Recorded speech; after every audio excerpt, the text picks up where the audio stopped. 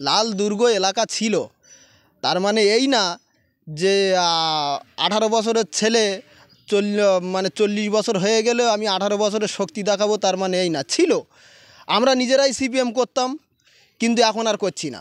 এখন আমাদের নিজেদের দল চলে এসছে।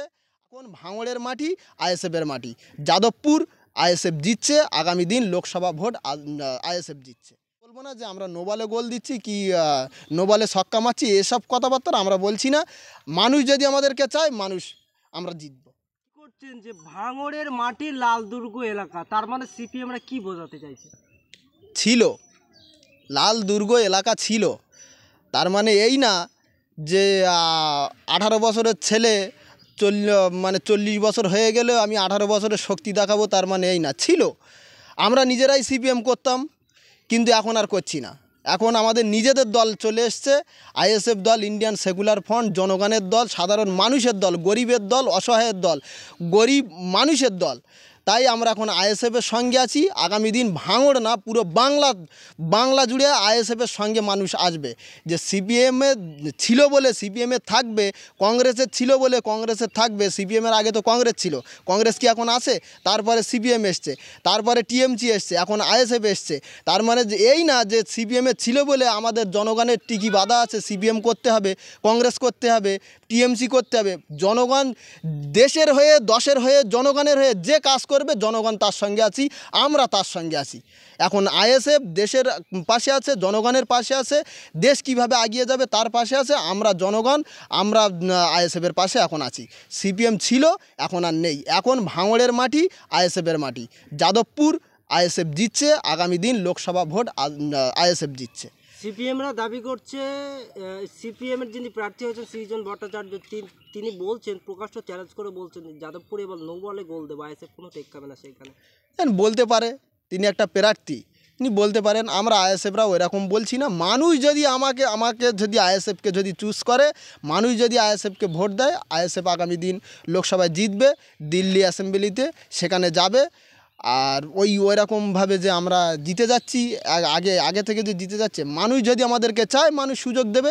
মানুষ, সাধারণ মানুষ এর আগে কংগ্রেসকে সুযোগ দিয়েছে, সিপিএমকে সুযোগ দিয়েছে, টিএমসিকে সুযোগ দিয়েছে।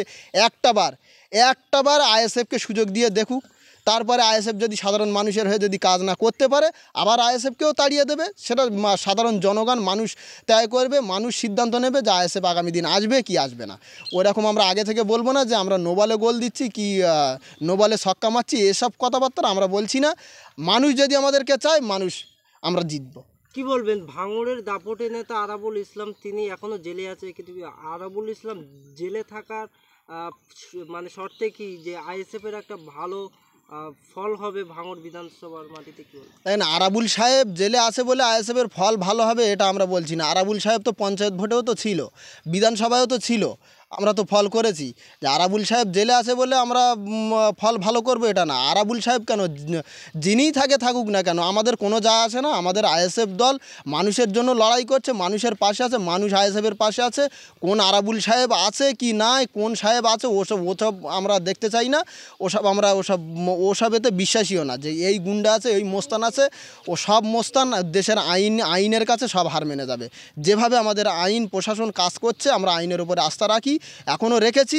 দেশের প্রতি, দেশের গণতন্ত্রের প্রতি বিশ্বাস, দেশের সংবিধানের প্রতি বিশ্বাস, আমরা সেই বিশ্বাসে কাজ করছি। দেশের আইনের প্রতি বিশ্বাস আছে, সেই বিশ্বাসে কাজ করছি। আগামী দিন যে গুন্ডা আসুক, মোস্তান আসুক, আমরা সব গুন্ডা মোস্তানকে গণতান্ত্রিক পদ্ধতিতে পরাজয় করে আগামী দিন লোকসভা ভোট আইএসএফ জিতছে। লোকসভা ভোট 24-এর পরে 2026-এ নওশাদ সিদ্দিকী পশ্চিমবাংলার সরকারের সিটে বসছে। তাহলে সিপিএম জিরো তো ছিল, বিধানসভায় জিরো তো ছিল, লোকসভায়ও জিরো হয়ে যাবে। দেখেন, আইএসএফ বলে কিছু নেই, কিন্তু আইএসএফ নেই তো ওনাদের এত মাথা ব্যথা হচ্ছে কেন? সিপিএমের পাততলা থেকে মাটি সরে গিয়েছে। আগামী দিন আমরা চাইছি না কোনো রকমের কোনো শত্রুতা করতে সিপিএমের সঙ্গে। আমাদের যে বিধানসভা ভোটে যে বন্ধুত্বের যে জোট হয়েছিল সিপিএমের সঙ্গে, আমরা সেই বন্ধুত্বর ভালোবাসাটা স্থগিত রেখেছি। তার মানে এই না আমরা শত্রুতা করছি। আইএসএফের লোক আছে কি আইএসএফের লোক আছে কি নেই সেটা সিপিএম বন্ধুদেরকে জিজ্ঞাসা করবেন, ওনারা ভালো উত্তর দিয়ে দেবে। ভমরু গ্রাম তথা ভাঙড়, ভমরু গ্রাম তথা যেখানে যা ঝান্ডা উঠছে, ঝান্ডা মারছে, আইএসএফের লোক আছে বলেই তো ঝান্ডা উঠছে।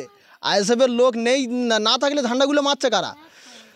যে বাঁশ দিয়ে ঝান্ডা তৈরি করে যেগুলো মারছে, আপনারা দেখাচ্ছেন মিডিয়ার বন্ধুরা, আমাদের ছেলেরা যে কাজগুলো করছে, কর্মীরা যে কাজগুলো করছে, আইএসএফের লোক আসে বলেই তো সেই ঝান্ডাগুলো উঠছে। আইএসএফের লোক না থাকলে ঝান্ডা কীভাবে উঠবে? যে সিপিএমের বন্ধুরা বলতে পারে, তাদের রাজনৈতিক কথা তারা বলতে পারে, আমাদের ওতে কোনো যায় আসে না। মানুষ আইএসএফের সঙ্গে আছে, এখন সিপিএমের সঙ্গে নেই, এই জন্য তাদের এইসব কথাবার্তা বলছে। তা আমরা এইসব হিংসামূলক কথাবার্তা বলতে চাই না। আগামী দিন ভোটের রাজনৈতিক লড়াই, ভোটের লড়াই, আগামী দিন ফেস টু ফেস মাঠে ময়দানে দেখা হবে। তাদের লড়াই তারা করুক, আমাদের আইএসএফের লড়াই আইএসএফ করবে। আমরা ভালোবাসা দিয়ে মানুষের সঙ্গে আছি, মানুষ আমাদের পাশে আছে, ভালোবাসা দিয়েই জয় করব। তাহলে ভুমরুর গ্রামে আইএসএফের হয়ে লড়াই হবে? আইএসএফের হয়ে লড়াই হবে মানে অলরেডি চলছে তো। আইএসএফের মাটি ভাঙড়ের, শুধু ভুমরু গ্রাম না, ভাঙড়ে আইএসএফ জিতছে, এখানে অন্য কোনো দল এখানে টিকছে না। তাহলে কি এবারে তৃণমূল কংগ্রেসের বিরুদ্ধে লড়াই না সিপিএমের বিরুদ্ধেও আপনাদের লড়াই? আমরা কারো বিরুদ্ধে, কোনো দলের বিরুদ্ধে লড়াই করছি না, আমরা অন্যায়ের বিরুদ্ধে লড়াই করছি। অন্যায় যে করবে তার বিরুদ্ধে লড়াই। আইএসএফের লড়াই দেশের বিরুদ্ধে যে কাজ করবে, জনগণের বিরুদ্ধে যে কাজ করবে তার বিরুদ্ধে আইএসএফের লড়াই। এ পার্টির বিরুদ্ধে, ও পার্টির বিরুদ্ধে, কোনো পার্টির বিরুদ্ধে আমরা লড়াই করছি না। আমরা দেশের হয়ে, দেশের গণতন্ত্রের হয়ে, সাধারণ মানুষের হয়ে লড়াই করছি। অন্যায়ের বিরুদ্ধে, ন্যায়ের পক্ষে লড়াই করছি। আমার নাম আমিরুল বাগ।